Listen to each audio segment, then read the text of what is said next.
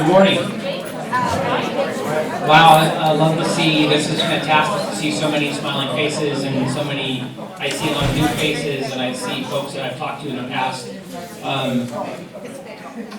And coming out on a Saturday morning at, actually it's really beautiful outside. A little chilly, but beautiful. So I appreciate you all being here. So I want to welcome you to the Corona Historic Preservation Society's 7th panel discussion, Life in the Citrus Ranches, Stories of Hope, Family, and Community. The CHPS has done 7 of these panel discussions to chronicle slices of life in Corona to preserve our history for generations to come. We have featured topics such as growing up in Corona in the 1940s, 50s, 60s, 70s. I refuse to do the 80s because that's when I grew up here. I'm not ready to tell those stories yet. I think their statute of limitations hasn't run out on a few things. So, but we also did the history of the Corona Fire Department and the history of the Corona Police Department.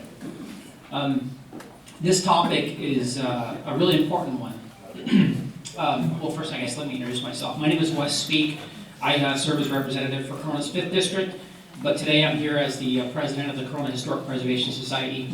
I guess before we totally begin, I want to acknowledge we have at least one dignitary here today, Councilmember Jason Scott.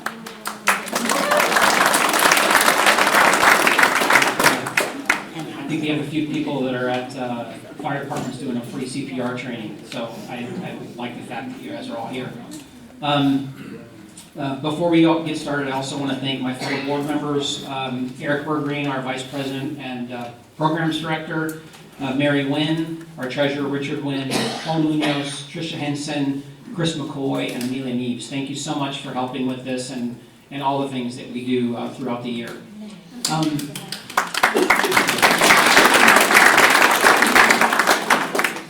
And a special thank you to Corona's Heritage Park for providing some history that you can see and feel. There's a few things on the table over there. Oops. So if you haven't taken a peek, please go over and take a look. And also, folks that I know there's quite a few people in the room that either grew up on some of the ranches or have some experience. I see Mr. Maldonado that I met last week. There's a map over there that illustrates where some of the camps were, but we don't know where they were. They weren't really noted.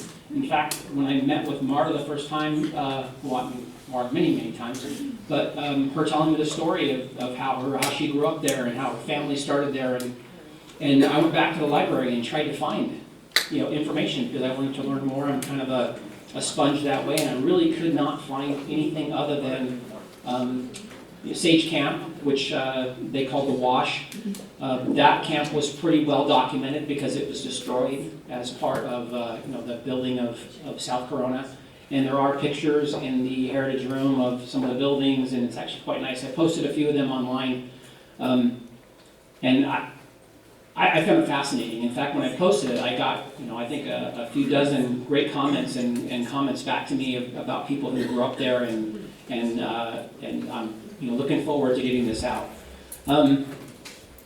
Let's see. If you haven't been to Corona's Heritage Park Museum, please do so. It features many of the original features of the ranch, especially the ones around the company store, and you can kind of see you get a little slice of life there. In fact, I think that's where I met Mr. Maldonado. He was able to walk around and go, hey, I remember that. In fact, I even had his name on the mailbox. So the idea for this panel, as I said, was born talking to Marta and learning of her family's history, working, living, playing, and seeing the pure joy on her face to talk about some of the experiences was really neat because I hadn't I lived in Corona. I moved here in 1980, and I lived near the corner of Maine and Ontario, and I had walked by there. I'd seen them, but I didn't know. So I wanted to put this together so we could come out and share. And I know Marta's not she's reluctantly sitting here, but I know she's going to do great, and hopefully a few folks in the audience can help out when we get to a little bit of the audience participation part.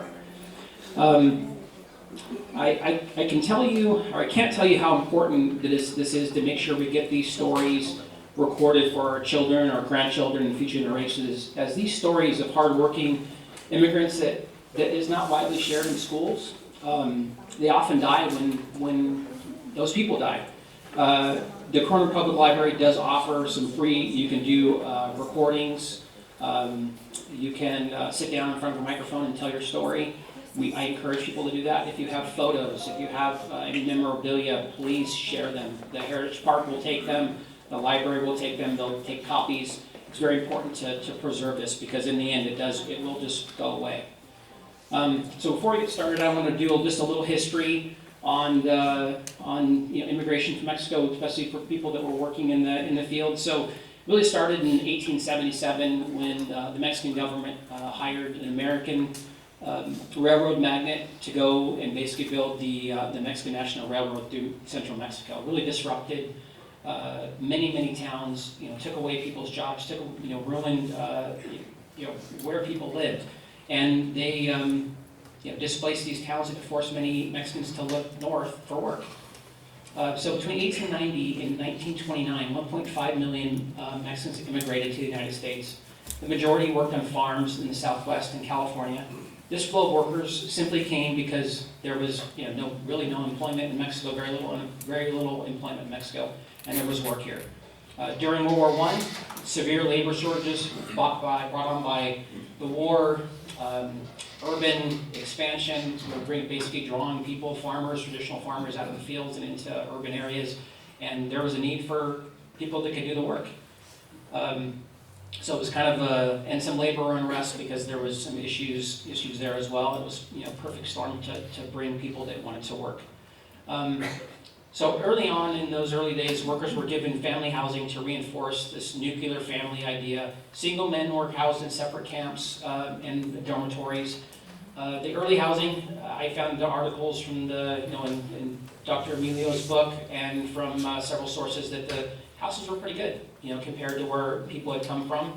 They were well constructed. They featured modern plumbing, appliances, electricity and gas, and the companies provided opportunities for garden plots, baseball teams, community centers, and schools, and a sense of a local society. However, it was very highly segregated. Even when they had in those times, Italians were brought over from Italy. The Corona lemon groves weren't, American lemons, really California lemons weren't seen as a good product when they first started growing because frankly, these farmers from Iowa had no idea what they were doing. And they were selling for basically about 10 cents on the dollar compared to what you were getting from Italy. So they these guys, they said, okay, so they went to Italy, found some Italians that knew how to do this. They couldn't find as many people to do the work. They brought some really hardworking Mexicans to come in and work these fields, and it became in the 1920s, Corona was the lemon capital of the world, born because of the hard work of people that had come from Mexico to work these fields and do a fantastic job in learning how to do this. So in World War II, another labor shortage, the Bracero program, the formal program was born. It grew out of a sense of a bilateral agreement between Mexico and the United States that allowed for millions of Mexican men to come into the United States and work short-term, primarily agricultural labor contracts from 1942 to 1964. 4.6 million contracts were signed. Many individuals were churning several times on different contracts. So these were short-term that you had to go back. Basically, 4.6 million was the largest ever U.S. contract labor program in history. The Mexican government worked out some details with the United States, and those programs really worked to make sure that folks were taken care of, and of course things weren't always great. So that was something that was worked on over time. The Mexican government wanted to make sure that they set up a quota system to guarantee equal numbers from each state. I don't think they did that very well, and people really were treated as a commodity.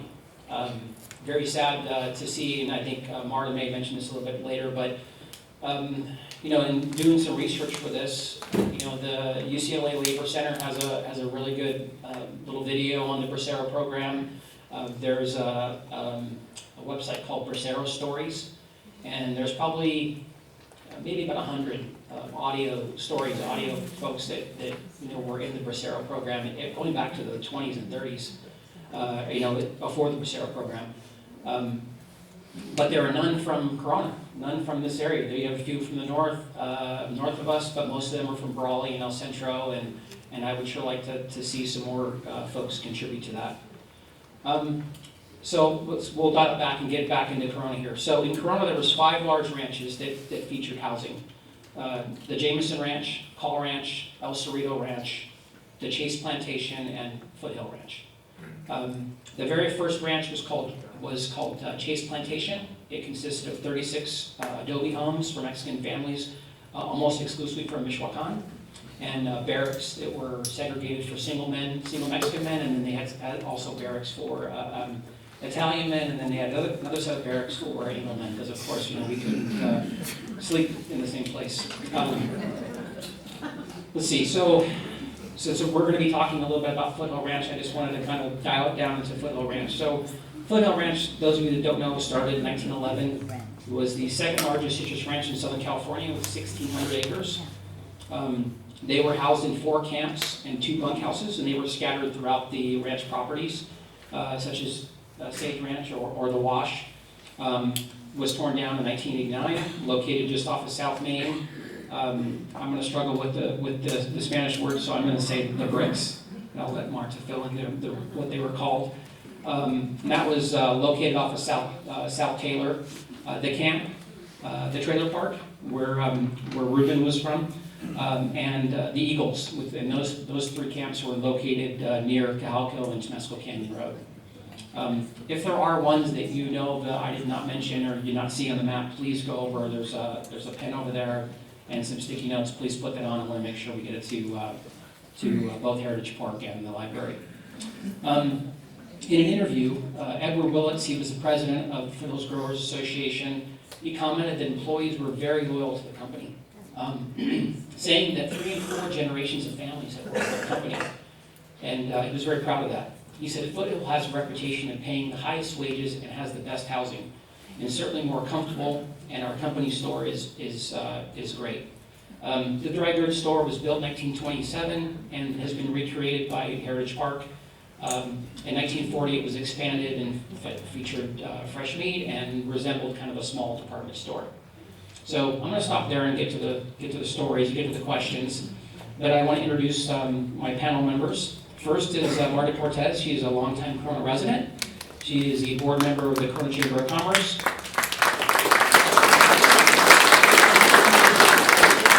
The Corona History Association, and she and her family have operated Eduardo's Mexican restaurant for over 25 years. So, yeah, so after this, if you're hungry, please go by. And I want to introduce also Ruben Barriga. He came to Corona when he was 13, graduated from Corona High School. He now lives in Costa Mesa, and he is he's a supervisor for Orange Coast College in the Department of Education. Community Education. So, welcome. So with that, we'll get to the questions. So you guys want to share that one, and I can ask the questions. Is that okay? So first, we'll start with ladies first. We'll start with Marta. So tell us a little bit about yourself, where you lived, from when to when, and how did you and your family come to Corona? Good morning, everybody.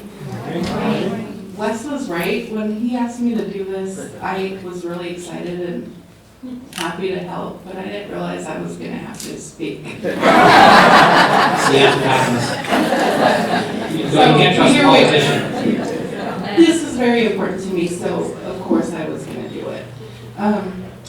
Like Wes said, my name is Marta Cortez, and my family has been here permanently since 1971. My parents and I and my siblings came here because my grandparents and the rest of my mom's family was already here. So, like most of us, we came following another relative. You go where there's there's work, there's somewhere to live, and someone. So, and we lived at Sage Ranch from 1971 to 1976, when my parents bought our first house and we moved out. But my dad continued to work for Foothill Ranch until he retired in I believe it was 86. So, like I said, most of us came because we knew someone. It was a very tight community. Everybody knew each other. So that was, very interesting. Thank you. Ruben, how about you? Similar to Martha. Good morning, everyone. Similar to Martha, I guess the main thing here is that we were looking for better living conditions. So we live in Mexico in a very rural area in Michoacan. My great-grandfather that came in the 40s, the first Bracero deal, he started working up in Northern California. Brought my grandpa back around in the early 50s and ended up here in Southern California, stayed in Huntington Beach. Worked in some type of fields that they have over there, strawberry fields, and they heard about the orange groves and how it was blooming here in Corona. So they offered them housing in the trailer park. I don't know if you guys ever went by Cajalico River and made a left on Temesco Canyon. There's a little station there, a fire station, station number 15, and next to it was a trailer park. It was called Orange Growers Trailer Park. And they have been there since probably the early 60s with another army barracks that were right up the street where all the singles lived. And they were also bought up by Corona growers. And so they allowed, give some living spaces for those people. I came in the early 80s. I think it was 1982. Nobody gives me a good deal, but I know I started in the 80s here. And I have just a bunch of friends and a lot of stories to share with you guys one-on-one if you want to hear them all. I can be here all days. But, as a child, I remember being extremely happy. I don't recall anything happier in my life than being there.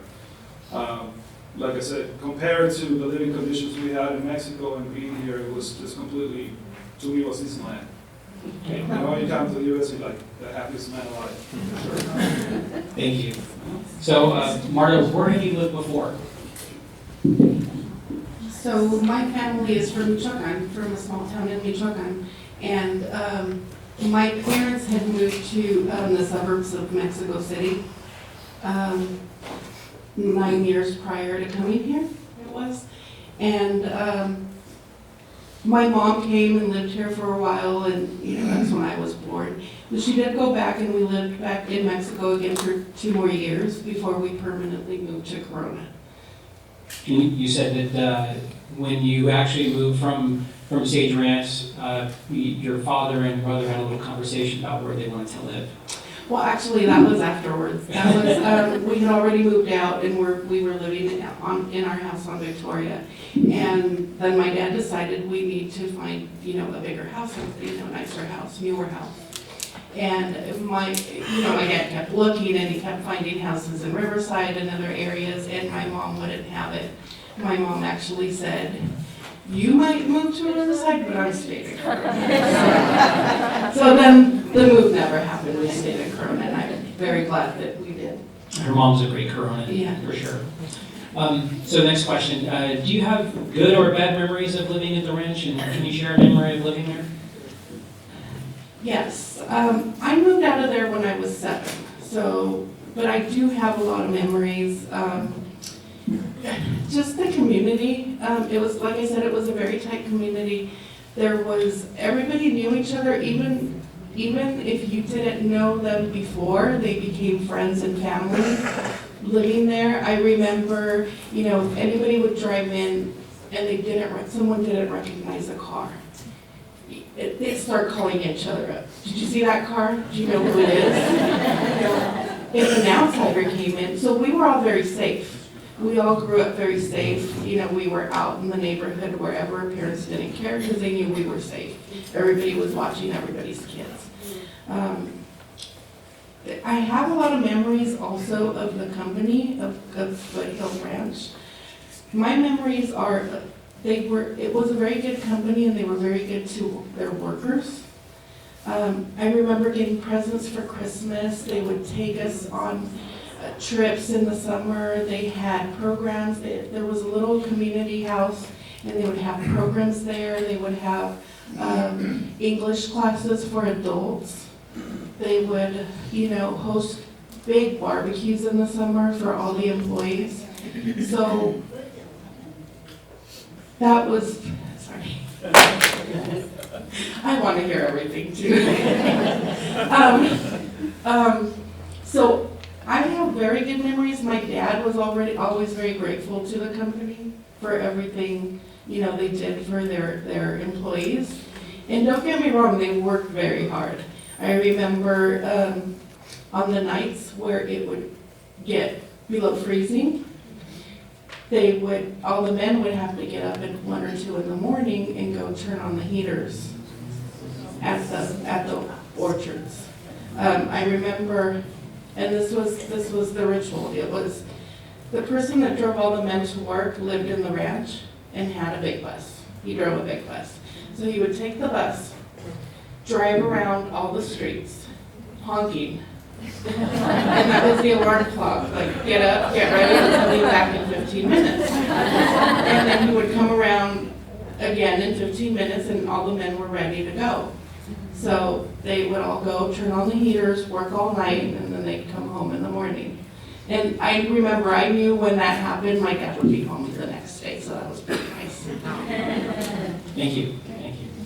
Ruben? How about you? Just about the same. I think, it'll repeat itself. Even in the trailer park, it was a little different. We worked for, my grandpa worked for Orange Heights Association. It's kind of like Food Hill. They were not as expanded, but they operated off of the packing house right behind the railroad tracks here at Joy Street. And so they were just a massive operation that they had. Growing up in that area was, in the 80s, was just about as probably nicer than what my grandpa or my mom or anybody in my family had, just being a little rougher. The working conditions of the time were a little rough and growing in the 1970s, a lot of segregation, like you mentioned. However, they worked so hard to give us the best that they could. And, I was allowed to go to school. I went to Rita Rainey Junior High School and then graduated from Corona High. I'm not giving you the year. I know, but I'm not going to share. And so then I went out to USC on a scholarship. I was very happy to do that. Anyway, going back to the living conditions, and the trailers were just fantastic for kids. I want to mention a couple of people that really made it happen for us. They were influencers. For Corona Parks and Recreation, we have Rafael Valdivia. Rafael Valdivia worked for Parks and Rec, and they would take his little band from here and take all the kids out to do cross-country training. So we would do a lot of running through the hills, kind of like what you see on the movies now with Farley. It just reminds me so much of our life back in the 80s and doing that. And he also did arts and crafts here in the City Center. I don't know if anybody knew Rafael Valdivia, but maybe another gentleman they might think of is Bill Melendez. Bill Melendez he worked for the fire department, and he also had a connection with Corona Unified School District. And he would take his little truck, his big truck, and help us with homework. He would take all the books that we had, and he was giving us tutoring for free. He would come up to our land. He would bring out his little table and help us do our homework. Because we were limited in English speaking, he would always translate for us. Just a gentleman that I always want to recognize, and you know what, I lost track of him. I know he worked for, he was right at chief here at one point for the fire department. Anyways, what was the other question? I think he actually did it. It was fine. Did you like living there? I still have dreams about it. When you have those beautiful childhood dreams or life that you had, and you just they come by. And even though with my kids, I try to explain it to them, take them to the area, and they're looking at me like, "This was fun to you?" Right. Quite frankly, you go out to the creek, because there's a little creek behind where we live, and to us, we're like, "Oh, this is ours. We didn't get a backyard. We had the creek, and we had the hills, and you can hear explosions every now and then because they were mining. 3M was mining right up the street, and so every now and then in the middle of the night you hear like." That's what that was. I call it Marrenos, meaning that exploded that deal. And it was just a fun time. Great, thank you very much. Martha, how about you? Yes, I really did. Because you could just hang out with all the neighborhood kids. Like your parents didn't have to go meet the parents, they already knew them, they knew where you weren't going any further than the ranch. Even if we went into the orange groves, you know, they knew you can only get so far away. I remember when my grandmother used to babysit me and my cousin would run into the groves and she'd try to catch us and she could never. So eventually we'd come back. But touching on what you said, Ruben, we didn't know any other way of living. You know, we were happy. We didn't know we were poor, or how poor we were. So for us, that was normal. We didn't know also how segregated we were. You know, we would come into town, but, you know, for us, that was normal. I remember as a kid going to school, I went to El Cerrito Elementary when we lived there. And, you know, the bus would come and pick us up, and then it would go and pick up all the kids up Garrettson and Chase and that whole area. And obviously, I could see that their houses were a lot bigger and nicer, but, it, you know, I never thought of it as, oh, they're better than me or not. So that was good. Thank you. So when you arrived, did you, I think you mentioned a little bit, did you know other people? I did. Like I said, my uncle came first, and then he brought my grandparents and his other siblings, except for my mom. My mom was already married by then, so that's why she was the last one to come. But there was also a lot of people there that were from the same town or ranch in Mexico that my parents were from. So that's why we knew a lot of the community. That was awesome actually, because you were new to a country, you were new to this country, you didn't know the language, it was a very different way of living, but you had people you could rely on to help you out, to settle in, to learn, you know, even to go shopping, like what to buy, what not to buy. They're all new brands, so you have no idea what to buy. So everybody, you know, would help each other out. So I think that helped a lot in the success of the families that lived there, was that everybody supported each other in different ways. I think talking to Ruben, we've had a little bit different experiences in that, because Sage Ranch was away from most of the traffic of most of the you know, commuters, whereas the trailer park was, you know, the freeway wasn't there back then, but there was a lot of traffic in their area, so they got a little bit different. And I know Ruben's might talk a little bit about that. Okay. So no, that's fine. Well, to touch on that basis on how, you know, we know that in the 70s it was like, not stats, there were about 27,000 people in the 80s, with 37,000 people in Corona. Then it doubled, obviously, all the way from, you know, in the 90s, you know, it doubled completely.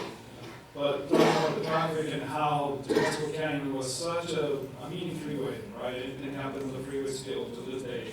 That is that's the side of the freeway. I mean, it just always doing. But as kids, we would always sit around the road and say, okay, what do we do today? Oh, let's count how many gray cars we find. And you see gray cars, right? The next one that's yellow is going to be my car, and of course, a junk car will come in. Right? We'll make fun of the other because that's your car. And you wonder why your kid said, this was This was one. Well, you know, to us, it's actually we didn't know any better, of course. And quite frankly, we felt protected. You know, we live in our I don't want to call it camp, in our trailer park, and we just protected each other so much. The big ones protected the little ones. We've been in the middle because we were always in the middle. We protected the smaller kids, and quite frankly, I don't recall any emergency, anybody getting hurt at all. We were break an arm here or there, but like I said, nobody got kidnapped here, now they're gonna get kidnapped or anything like that, because everybody was afraid of that. Well, it's all you're gonna get kidnapped. That didn't down on us. We would go out to the creek again. They went to the roads, we didn't have roads there, but we got a creek. And we just get lost all day. Every now and then, somebody would hear, oh, you're in trouble. Yeah, your mom's been looking for you for the last 3 hours. Jeez, you knew you were going to get some spanking. But that was as far as it went. It's like, okay, Mom, I'm having fun. And then, yeah, but you know what? You left at 8 o'clock in the morning. Well, we had a little mini camp, so we went up the street and then, okay, here we go now. But quite frankly, our kids were never going to get to know that. And that's the sad part. Our great-grandkids, or I mean, sorry, my grandkids, I have a grandkid right now, he's 2 years old. There's no way you would even comprehend what we went through. And it's sad to see that. Yeah, thank you. We talked a little bit about, what you guys did with each other and your parents, and what do you remember most about the weekends? So, especially at St. George, the weekends were really interesting because all the young people would get together. I remember, my siblings are a lot older than me, like a ton, okay? I'm a baby. But I remember I was, 5, 6 years old, and they're all teenagers and young adults, and of course they want to go out because most of them didn't go to school, they worked. So the ritual was go to church in the morning, St. Edward's Catholic Church, with their parents, and then we'd go back home, and my brothers and sisters would go to the movies, and there was, the movie theater on 6th Street at that time would show Spanish movies. So that's where we would go watch a double feature, because that's how, we sat for 2 movies back then. And after that, they would go to Del Taco, buy food, and then go to the park, City Park, and all the young people were hanging out there. That was the social hour. Everybody was at City Park hanging out. And I just remember, because I knew I was going to the movies, I was getting popcorn and ice cream and food. I mean, that was the exciting part for me. Thank you. A lot of, living at Sage Ranch, our closest store was Alpha Beta on Ontario. So that's where we would shop. There was a Hilo drug, I believe, next to it. We buy more, other stuff that you can find at Alpha Beta there.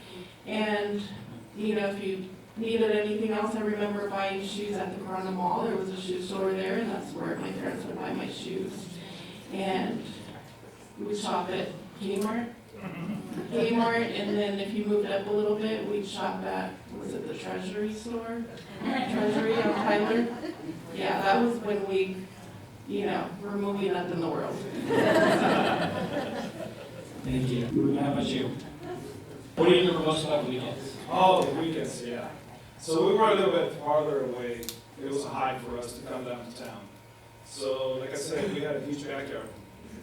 And the grown-ups or anybody would just come out to Alpha Beta, the ones that drove, and brought in carne asada. So we would have a massive carne asada, and everybody knew everybody. So whoever pitched in was welcome.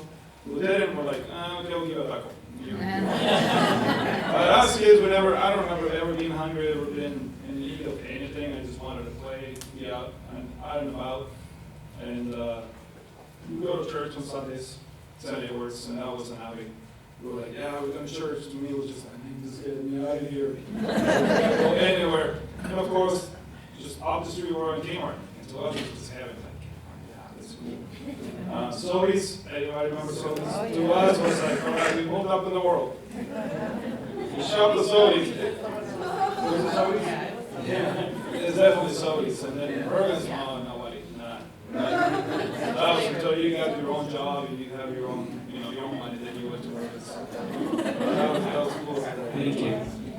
So, you talked a little bit about the schools that you attended, but did you feel like you were, you attended Corona schools? You talked a bit about the schools you attended, and did you feel different? Did you feel like you were different? No. Never at school. Like I said, I went to El Cerrito, and then when we moved, I went to Garrison. There was a really neat program that they had, the schools had. It was the migrant program. I don't know if anybody remembers that. And they did a lot of stuff for us.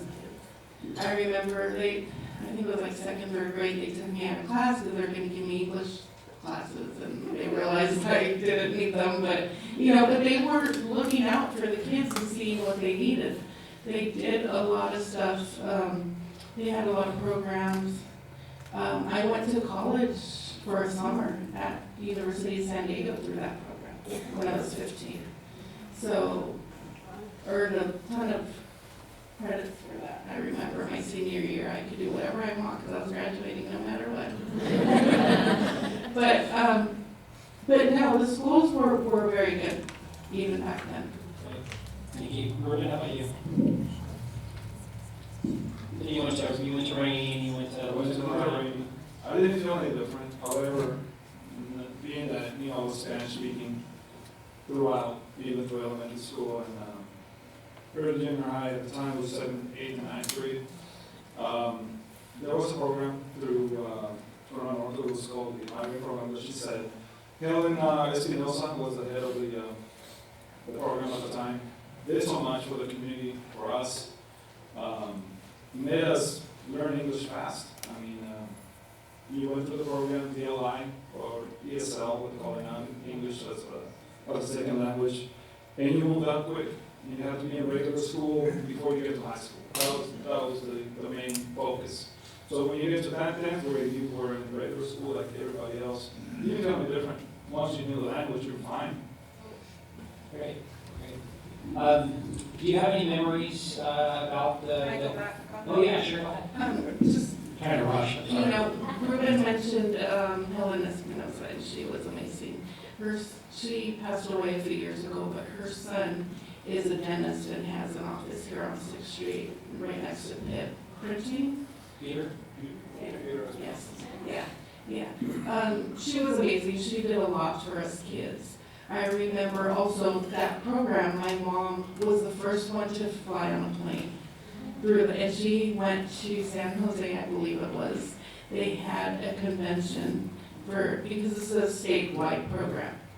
And my mom met Cesar Chavez at that event. She was the first one to fly in our family, and she met Cesar Chavez. So, like I said, it was a program that did a lot of good. I think the reason I went off to college was because of that program. Great. Yeah, go ahead. Now, you guys talked a little bit about the company that your parents work for. Do you have any other thing you'd like to share about the company? It's interesting kind of reading, not having this experience at all. So it's tough to stand up here and try and present at least the dry part of the history. So you can, I've read quite a bit about it and how the company, especially in the 20s and 30s, were very paternalistic. And it was for a reason. It was to ensure that they had workers.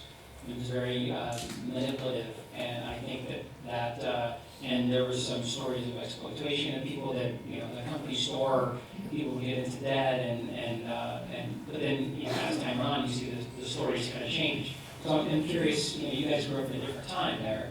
I'm curious about what your, parents related to you about the company, like how you felt about the company. So I've heard those stories too, especially with the company store. But yeah, that was before our time. So I think things might have changed in the 60s. Because when we were there, it was very different. Like I said, I have very good memories. And then talking to someone, because I did talk to several people, hoping they would come and share. And talking to someone, she was there from the mid-60s. And she was telling me that for Christmas, they would take all the kids and take them to the movies. So, buy popcorn, give them candy, all that kind of stuff. So I feel like from a certain point, they were looking out for their employees and the families. And you spoke a little bit about the homes. The homes were very well kept. They were. They were small homes, they were humble homes, but they were very decent. And I still have dreams about it, about moving back there too. Thank you. How about you, Ron? Is this too close, or? No, I got another one, and then I'm just gonna ask you guys, I'll give you a little tip, where I'm gonna go, because it's gonna be. Quite frankly, we just share our story, our personal story. There are millions of them. It's just touching on just the very, very foundation of what we can share with the public here, and so it's deserved somehow. I know a lot of people didn't know about the Las Trailas. We call it Las Trailas, which is a trailer park right on Orange. It was called Corona Growers. It was called Corona Growers Trailer Park. But a lot of you might remember it, and especially if you grew up in the 80s and you rode the bus that went through that side of town. We got picked up by that bus every morning. And we would go just about everywhere in Corona because we were the first ones. Around 6:30 in the morning, they'll pick us up. And it was, at times it was still dark out. So by the time we got to Rainy, we were all like dizzy and car sick and all that. Because we just, remember those crowns, they call them the Twinkies? Yeah. They were loud and they didn't smell good either. So yeah, by the time we got to school, we're like, okay, turning blue here. But all in all, I can't complain.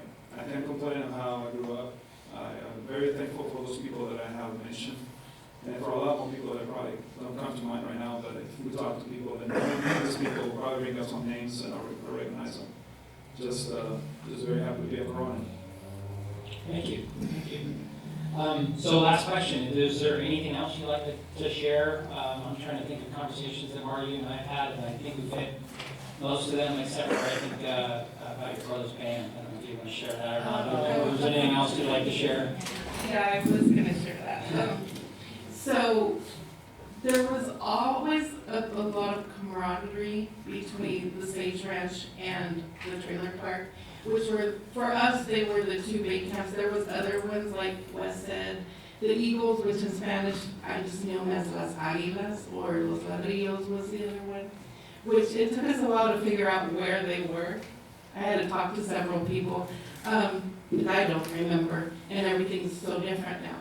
But I didn't even know that it was called Sage Ranch where I lived till like a few years ago. I just knew it as the Wash. I had to talk to several people and ask them, hey, where was this? And they'd look at me like, what the hell's a Wash?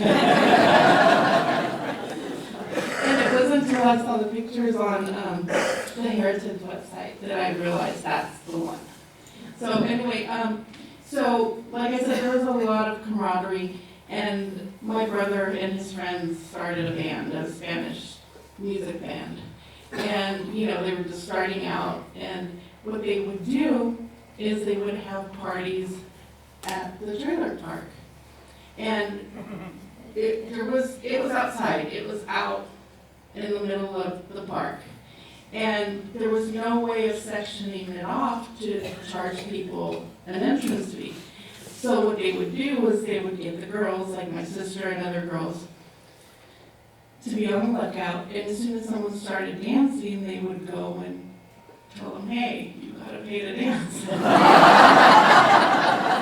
And then they'd collect the money. So that's how they would make money, to buy their instruments, their costumes or whatever. So, yeah, but everybody was there. It was a family event. All us kids were there. It was just a community thing. So that, those are all good memories. There's some folks in the audience that maybe have a story you'd like to share. Oh, sorry, go ahead. One more thing. I just wanted to touch on this a little bit. When Wes asked me to do it, to help him with this, I was very excited. And I started talking to people. And I was a little bit shocked that I thought everybody was going to want to share their experiences. I was a little bit shocked that people didn't want to. And then I realized,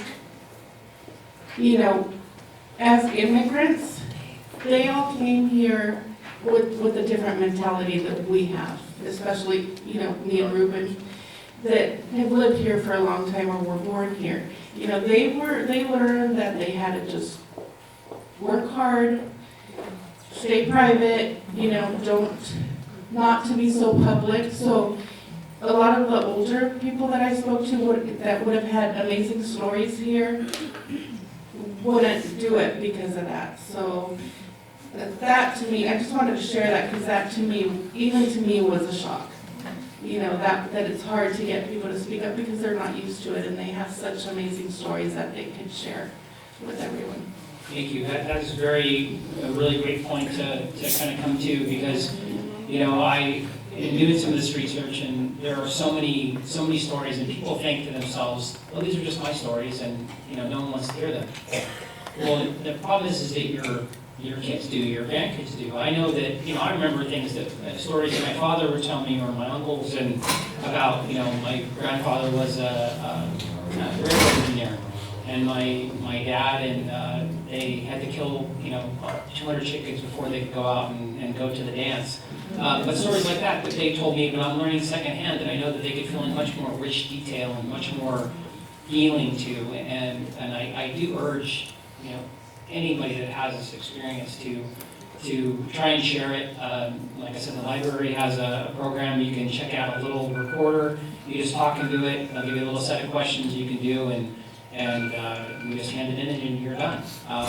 You know, don't need to stand in front of somebody. And I appreciate you both for doing this. I know Marta said, "Oh no, I'm going to have to sit there and talk." I was told it was going to be just a table, about 4 people around me. Yeah. And okay. He was quite surprised when I said it's going to be I want to be a way to. Actually, when I decided to do this, Ruben was the first one that I called, and right away he said yes. So, thank you, Ruben. Thank you. And we did have, you know, as Marta said, I had some conversations with some really great people. I know that she did as well, and nothing but respect for anybody that shared their stories with us privately.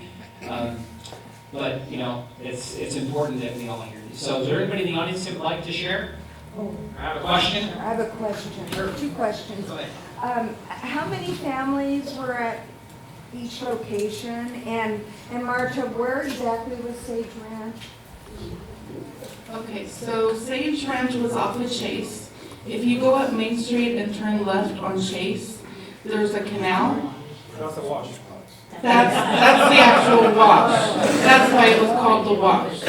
So there was a road that went up maybe half a mile from there. And there was 3 streets with maybe, I don't know, I'd say maybe 14 houses on each street. Yeah. It's interesting, when I talked to Marta about it, I found there was a map and there were pretty detailed drawings of all the homes and the streets. All the streets had names. And when I related them, Marta said, "I don't know what you're talking about." I said, "Well, one of the streets is called Wesley." And she said, "I have no idea." I didn't even know the name of the map. Yes, ma'am. For the, I'm sorry, ma'am? I was just, how did you refer to the streets, or did you even refer? No. I lived in the middle street. And we just say the street, you know, the street above and the street below. That's, yeah. And then how many homes were at I the think we trailer have, at park? one point, I keep hearing that we have 100 trailers. At one point, that's when the trailer park started in the 70s. And then it started increasing, of course, as people grew up and they started, you know, making money. It started going out. By the time it closed the place in 1988, there was about 40 left, and they all had to pack up and go. Did they provide medical services for you, or was that on your own? Yeah, I do recall there's a little clinic, like a mobile clinic that will come by like once a year. It was also provided by the city of Corona. The city of Corona will send out these little mobile clinics for, you know, basic stuff like check your blood pressure, and just kind of check you out, and if you needed help, it will refer you to somebody. You've Yeah, got there was 2 something. questions, I get the next one. Yes, ma'am. 2 things. One is when we moved to Corona in 1957, it was my impression, and I'm pretty sure it was fairly accurate, there was street signs around, you're talking about street signs around the circle, and there were street signs on 6th and Main. but there were no street signs inside the circle. And so when we get lost, we had to drive out to the circle and find out where we were. But you don't need those, because everybody knows those names. But my family came in '57, and with Laddie McBean, which has had the best clay in the entire world. We made cheaper and better clay pipe there than anywhere else in the world. And they paved it over for the Cajalco. Aye. And when they did it, our city council person said, "We're so proud to get rid of this eyesore." Eyesore? Anyway, when my dad's company came, the city, the people, whoever, talked with them. He says, "Okay, we're gonna let you in, we're gonna let you do this, but you can't pay more money than they're making in the groves." You were absolutely correct. That's one of the things that I found in my research. That citrus growers put their managers, their owners, on county boards everywhere. They discouraged any kind of industry. So what this does say though is, they're telling about a whole different experience than what I experienced early on. My dad hired those guys. He opened an entire plant with orange pickers. And so he had to train mechanics and machine operators, and these guys were eager to learn this stuff, but it was one hell of a fight to find out which ones had the skills and how long it would take them to catch on. But they had an opportunity to do something else, so that meant that the grove owners had to step up too, or they would lose their people. Yeah, that was definitely in the 40s. Competition is a wonderful thing. I did read a lot about that the grove owners, it was a consolidated effort to keep any kind of other industry out because they knew that you could pay more than the growers could. Yes, sir. My name is Henry Morgan. I just came over cold. Would you like I that? was born and raised. I'm born and raised here in Corona. I'm born in 1837. And I can tell you, my wife lived in the foothill herself. I did not know her at that time. And it's interesting, we're in our 80s now, and our children are constantly asking us questions about how we grew up and what we did. I used to pick oranges. That little bag over there reminded me of picking oranges here in Corona for many, many years. I also worked side by side with many of the Bracero during the Bracero program. And that was during the early, late 40s and early 50s. I can go out and tell you a lot of stories about the things that we did. We also, even though we were not supposed to, they would wake us up at 1 or 2 o'clock in the morning, also do work with the sponge box. And many of us would go to school the next morning, and we would have smut in our noses. And sometimes we actually would fall asleep because we had been up actually all night long. It was a beautiful time.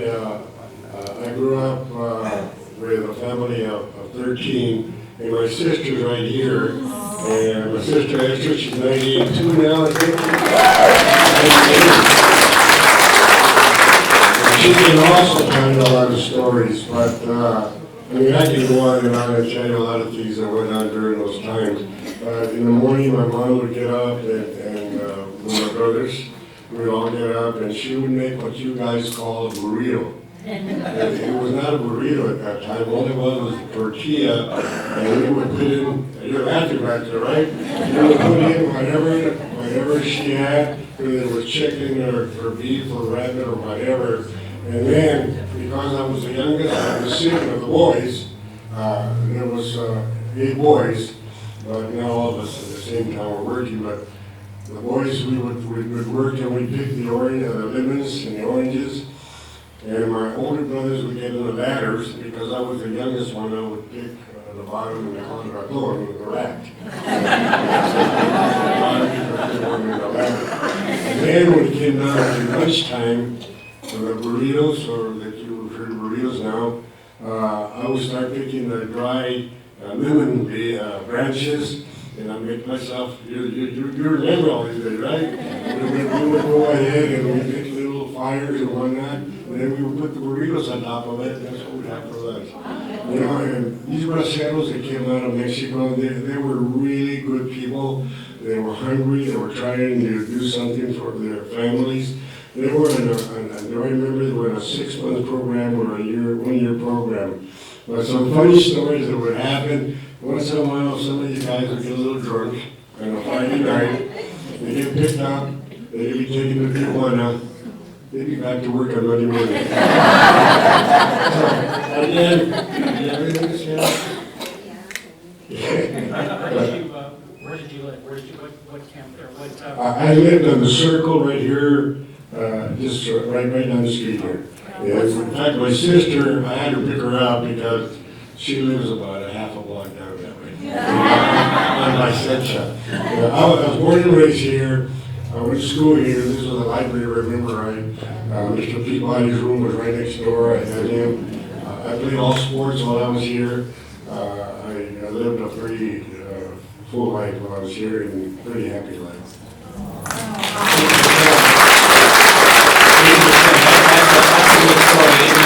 One of the things I was reading about the Bracero program, that it was a very competitive program, so very, very competitive. And some of the men that would come and apply for the program, they were so poor and they didn't have any food, didn't have any money, that there were stories of people that were eating out of the trash cans, waiting in line to be processed. And I do say processing, it was a processing. They were, these men were treated like a commodity. So thank you so much for sharing. That's a really great story to hear. Anybody else? Yes. What's his name? What's your name, My sir? name is Henry Morley, and I come from, I have brothers, their last name of Soto. So if you know the Sotos or the Morleys, were born and raised here in Corona. I left here in 1956, 56 or 57, and my wife and I live in Orange County. Live where now? It's really interesting that our kids are really, really picking on us to try to get all the information. Hi, I'm Cece Best, and Martha and I are friends, and at a meeting recently, we learned about each other's history. So I grew up in Laverne. My father was a migrant worker, and my mother's family actually worked for Pure Gold. So that was a co-op that worked here. So my uncle was a manager, and he went from Laverne to Upland to Corona to Escondido to San Juan Capistrano. So I'm the youngest grandchild. So my parents would be hitting almost 100. And they grew up in a very different environment. They went to segregated school, K through 12. Some graduated, some didn't. No paperwork. No medical care. My mother was born at home. My grandmother used to work at the packing house and put her in the crate and sit her next to her and pack lemons and oranges. It was a sad time, and they didn't like to talk about it until very late in life. But my grandfather was an entrepreneur, started a family business, had a grocery store that sold to the migrant workers. And to this day, I still have shares in that corporation. So, Nice. good history.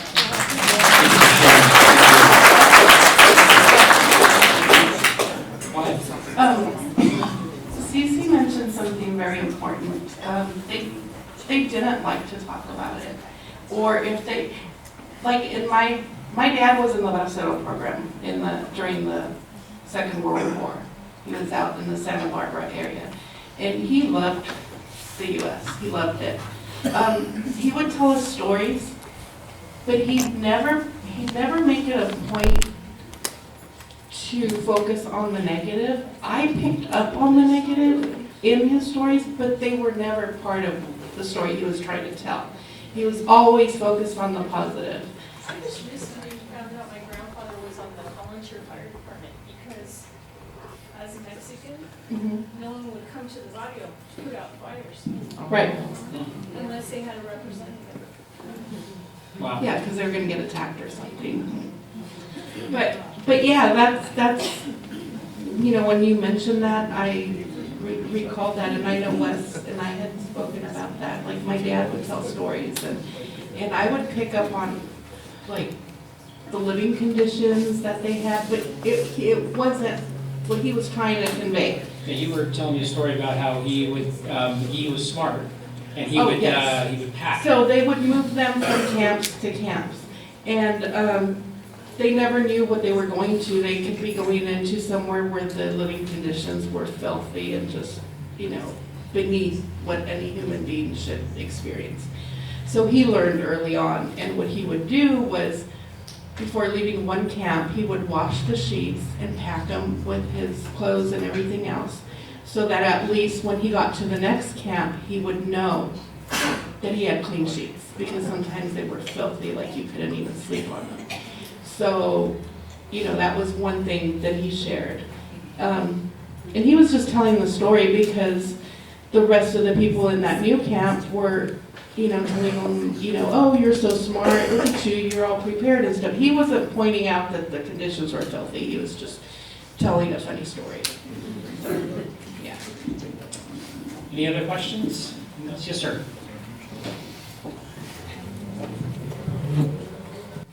Morning, everybody. Tom Sherman.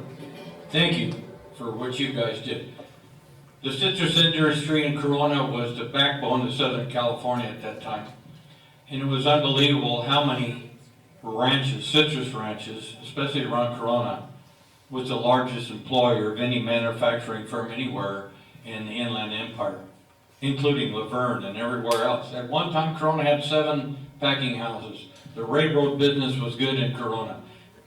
Before we started developing in the whole area, let me jump backward again. I used to be a ranch foreman for Jameson Ranch Company from 1968 to 1976. So I know what everybody's talking about. It's amazing the lifestyle that we created here in Corona. Probably the best anywhere in California at that time. Full employment, place to live. You were able to put meals on your table every day. Okay, the stories and what we did here in this city were reflected everywhere else in the state of California, due to the fact that everyone got along. There was no prejudice. We worked shoulder to shoulder with everybody. It didn't make any difference. It was called survival.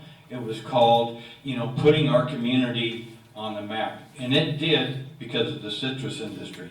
And I always remember when I first started, just like you were saying, it was a competition. We had over, just in this particular area, real quick, we had over 7 20-person picking crews that worked 7 days a week all around, harvesting all the fruit that came out of Corona and South Riverside at that time. But when I first started, the camps were the backbone of the industry here in Corona. And you were talking about eating. I never had to bring anything for lunch. You're right. All the guys would come in, especially the irrigators. That's another huge story because it was quite unique. You really had to learn what you had to do with water to irrigate thousands of acres here in Corona with our water. And to reflect on that, Corona at that time was #1, if you want to call recycled water. The way these groves were built and the way the irrigation was put into Corona, all the tailwater that would come out at the end of the groves during irrigation time would run out to the street, down the street, into a gutter, into the pipeline, a service line into a larger pipeline, and right back into the reservoir. You used it over and over again. Excuse me, go ahead, Morris. Thank you. Thanks, Tom. Anybody else have any other questions or comments? Yes. I was born and raised in Oh. And my maiden name was Ariano. My dad was Jess Ariano, known as Blackie. Oh my God! Are you here? Hello. I remember going to your house. My godfather, we can't hear. Okay, they were from fathers with your mom. Yes, so when they would, I remember. so when they would come to visit, I would go with them to your house, so I remember Blackie. Oh, okay. Yeah, I was born and raised there. And we moved out like in the 70s, 72. I was devastated to move from there. You lived right next to the office, yes? close to the office? Well, that was after. Across Oh, the He street lived from at the Carl Warren. Herschel He lived restaurant. at the Warren. Okay. He said that lived there, everyone lived there. Okay, I remember going to your house when you guys lived by the office. Yeah, that was after, because the Hamptons used to live in the Heritage. Mm-hmm. Remember the Hamptons? They were like the richest people. So I'm like, oh my God. Yeah, I remember them. Afterwards, my dad started from the bottom. My dad started from the bottom. He ended up being the manager. He ended up moving for the Hamptons. And he worked there across the street from there. But I was devastated when we moved from him. I was like, I didn't know anything but living in peacefulness and just so happy there. And like I said, I was devastated. On Sundays, my dad used to bring us down. I always called it the city to go visit my mom's parents, right? And I used to say, oh my God, we're gonna go visit the city, you know? And I really didn't care, you know? I just love being there, you know? And to this day, I wish I could still live there. You know, That I was a lived through good the community. floods, there was floods, I have pictures of the floods, some of the homes. That was I remember 68, those right? rings, they used to measure the fruit in those rings. And he used to take my husband out after I married, he used to take him out to go gird the trees, the bottom. You know, each tree they'd go down like to gird them, you know, so the sap can come out so the fruits grow, you know. And they used to go out and do the smudge pots, warm up the trees, and then they'd turn the propellers on to keep the trees warm and, yeah. Yeah, I remember your dad. I was little, but I do.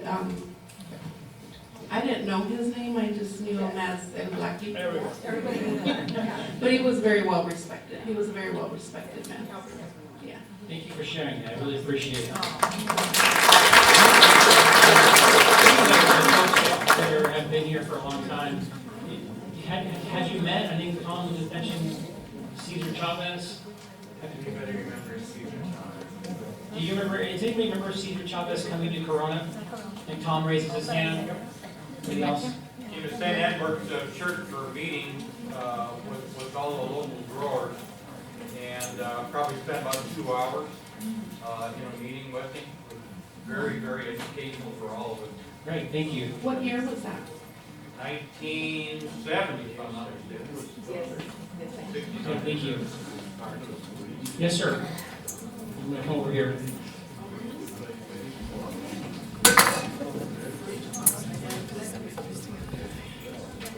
My name's Mike Rodriguez. I grew up in Corona all my life. I had a lot of good memories, a lot of good friends, a lot of good people that I was influenced with. I see the Felixes here, I see my cousins the Cortezes here, and I grew up with Bill Melendez. He was one of my neighbors. Gamaliel Vasquez, he was one of my neighbors. Growing up here in Corona, at the time, my grandparents and my uncles picked the fields here, oranges. And I was just a kid, little kid. I seen a paint fire, I thought that was the coolest thing ever. And my mom goes, that's where they warm up their burritos. Okay, so I got to going. One day, I went back the same road, it was Rimpau, it was a two-way street. It was one street, one way coming and one way going. There was only 2 cars that could fit in that at the time. And you know, growing up here in Corona was the best time ever. Like you said, we had the city park, we had the snow cones, we had the baseball, we had a swimming pool. Man, we had it made. But you know, growing up in Corona, there was a lot of baseball going around here. And bands. I played in one. My brother played in another one. We had fun. Anyways, my uncle, he was one of the guys that would take the lunch to, and he was picking fruit in the groves. He got signed by the Cleveland Indians because he was a pitcher and he had a fastball that nobody could hit. One day they were in Arizona, they were playing a scrimmage game for the minor league, and the guy got a lucky hit. He hit my uncle in the eye with the ball and never got to play a professional game. But in my neighborhood, 2 professional players, baseball players, pitchers, made it to the professional leagues. One of them was my uncle, the other one was Zuniga. Rob Zuniga. Rob Zuniga was 6'4", big guy. He had a great curve. And he played for the Minnesota Twins, by the way. Yeah. So there was a lot of baseball and a lot of music going on. I remember my mom telling stories about the Lulac dances. I know the Felixes know that. They were there. But you know what? It was fun growing up in Corona. I bought my first car here when I was 14. Anybody remember the day they independent? There you go. I had my paper route. 14 years old, coming in with a car, and I bought the car for $100. Who knows, remember this? The Big Apple. Okay, I was just a kid going to the Big Apple with my mom and dad, the Walmart at the time. I go over there, this car was parked there forever. 1956 Chevy station wagon. I called up the guy one day. I said, "What's wrong with the car?" "Nothing." $175 running. Where are you gonna get a car for $175 running? Anyways, I bought the car. I bring it home. My dad's shaking his head. He says, "You are not driving that until you get your license." Put it in the garage.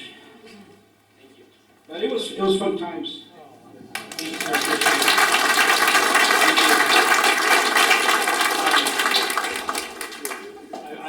It's funny, I see a few faces and people that I think would like to share, but I think I'm still sensing a hesitation. So if there's anybody who would like to share or, comment, please. Yes, ma'am. I'm Betsy Melmore. I grew up in the Groves on Garrettson. So Wash Camp was my bus route. Yeah. I just, it's funny how memory works, and listening to people talk about Vickers and the Groves. Waking up in the morning to the sound of people singing. Can't hear. I mean, Corona. It's a great place to grow. And the chickens. Does anybody else remember all the chickens in this town? Really? Fighting cocks? Who remembers the fighting cocks? The fights? Oh, come on.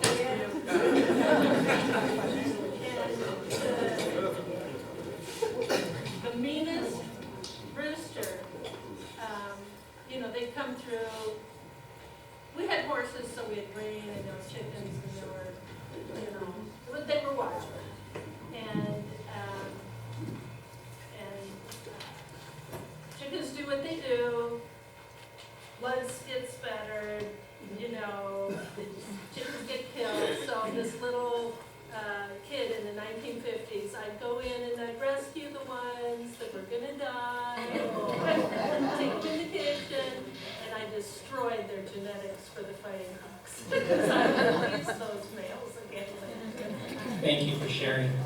Hey, just before we wrap up, if you have any questions, can you raise your hand if you lived and worked at one of the ranches here in town? I love that. That is fantastic. I would love. Yes, sir.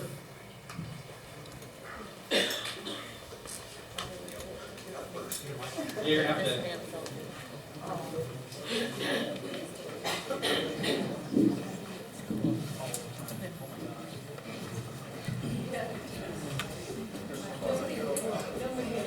Thank you.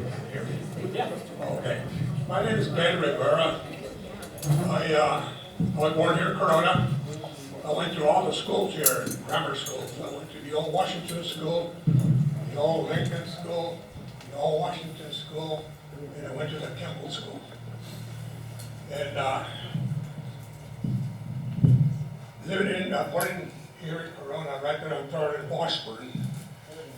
And actually I went with a lot of school with a lot of kids, Bobby Felix, Danny Garcia, people like that. And I had a lot of friends, especially up in the ranch with like the Muñozes. They call it Modi. But Modi and I went to school with him and Barney Martinez and Dave Martinez and a lot of Ramirez's up there in the ranch. And it was nice, beautiful. Living here in town was okay. And being a kid, naturally, we played a lot of marbles and we made our own games. But when we moved to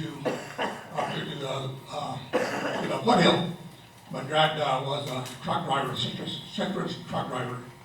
And anyway, we moved up there. And it was the most beautiful, beautiful place, the foothill. They had nothing but fruit trees. You could romp around, you could go up and down. I mean, you could explore everything. We had baseball games up there, whatever, with the people there, with the Ramirez's and all those guys that live up there. Well, anyway, it was a real nice, enjoyable living here in Corona. So that's about it. I mean, I could go on and on, but anyway. So I had to come down and say something. I don't usually get up.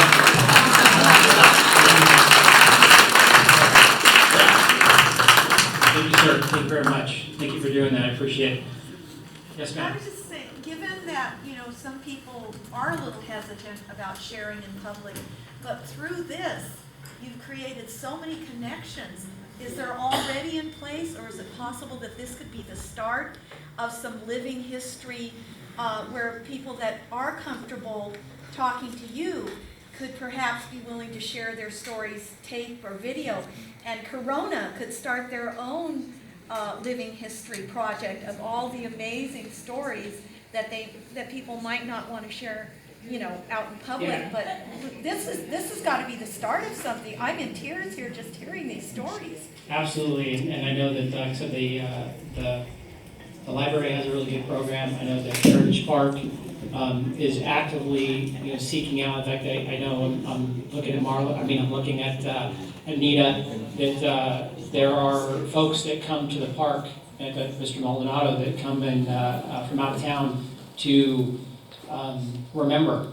And I know that the park is actively trying to collect those memories, and if there's ways that the library can help do that, we'll try and Maybe publicize and get these people Absolutely. who can connect you. Absolutely. Anyone else? Yes, ma'am. I would just like to say that I lived in the Warsh camp. I went there, arrived there when I was 12 years old. A little bit stretched, sorry. Which camp was it? Wash, The Wash camp. I also lived in the Buena Vista camp. I got there in 1946. Went to school, started in the 7th grade here at Corona Junior High. Graduated from the 9th to this school. Graduated from the 12th. Married a local boy, childhood sweetheart. And he went off to the Army and I went with him. But Foothill was a good place. I don't know if any of you know that at the time I was there, they were very cheap rent, and then at Christmas, they gave you half of that back as a Christmas bonus. Oh.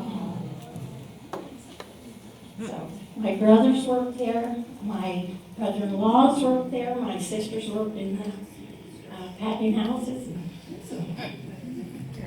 Thank you for sharing. Appreciate that. Yes, sir. I don't think I need that. I got kind of a loud voice. I remember one of my first jobs. My father was transferred here in 1957 from Glendale for the Cladding McBain plant. And her story brought this memory back that one of my first jobs was when they started putting pipes in for the groves. I had friends that lived up at the bottom of Skyline. 2 different families had 2 different groves up there. And for us kids to hike up Hagedorn Canyon, we first had to get all the pollywogs out of the sprinkler. That was our job prior to Foothill Engineering down here on Main Street before they built the filters to get rid of that issue. My mother would fix my dad sandwiches to take to work. and my dad didn't like sandwiches. He loved the burritos. Folks didn't want the burritos, they wanted the sandwiches. So he brought these burritos home one day, and they were delicious, absolutely fantastic. I said, get the recipe for these things. So about a month later, I said, get the recipe. No, I haven't got the recipe yet. So another month goes by, I said, you get the recipe for those burritos? Yeah, I got it in my wallet. Well, like she said, it was a clay plant, and it was red clay, and he had this piece of paper that was folded 4 times, and he drug it out of his wallet, and it's full of red clay, you can't hardly read it.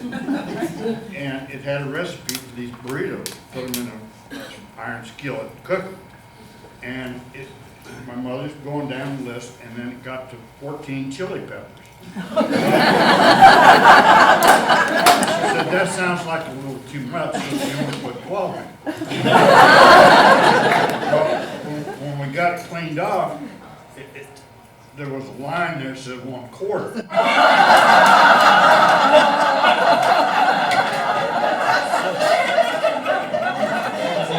That's a tough lesson to learn. I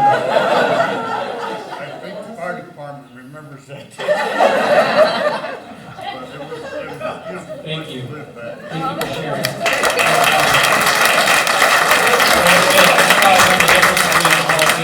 Toronto, I said, well, the same, I'll just put 3 of them in this pot. Yeah, I peel paint with it. Anyone else? Can I ask a question? Yes, sir. What are the hours of the museum? Nita, what are the hours in the museum? Oh, 10 to 2. 10 to 2. On which days? Tuesday through Saturday, 10 to 2. And that's at on Foothill, just west of Main Street. You'll see it on the left side. Beautiful place. Yes, ma'am. I have a question. I wondered if anybody remembered the Lava Literacy program that I'm gonna let you say that. Sorry to hear you. the Laubach Literacy program that Frank Laubach had a worldwide literacy program, and the Methodist Church ran one here in Corona, the late 60s, maybe to the early 70s, and it was each one teach one, so an English-speaking volunteer would work with a Spanish speaker at the church, and then have a coffee hour to practice the language. And Reed Shepard and Dina Stallings went out to one of the camps, I think the one in El Cerrito, and also ran lessons there. But I just wondered if anybody remembered that, because they had several people every week meeting and participating in the Frank Laubach Church, and the church was packed with people because at the time he was really well known. Thank you. I don't know what the program was called, but I remember as a kid at Sage Ranch, they had a little community house. They called it La Escuelita, the little school. It looked like a little school. And they would come and give English classes to any adult who wanted to come. I don't know what the program was called. It could have been that. You didn't even know the street you lived on. Exactly.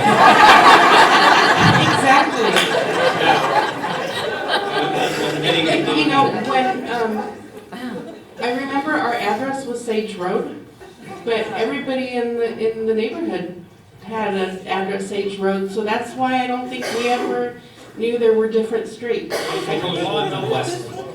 Yeah, she lived in Wesley, that's what it was. I have a funny little story. So when I was a kid and I first saw my birth certificate, it said my mom lived on Washburn Street. And, you know, I asked her, I said, oh, you lived there? I thought you lived at the Wash. I said, no, we lived at the Wash. I'm like, but it says Washburn. Well, I guess what happened is at the hospital, they asked her, where do you live? She said, the Wash. And they figured it was Washburn. So my birth certificate says Washburn. Okay, I think our time is drawing near, so I want to thank you all for coming. Can we get a round of applause for our panelists?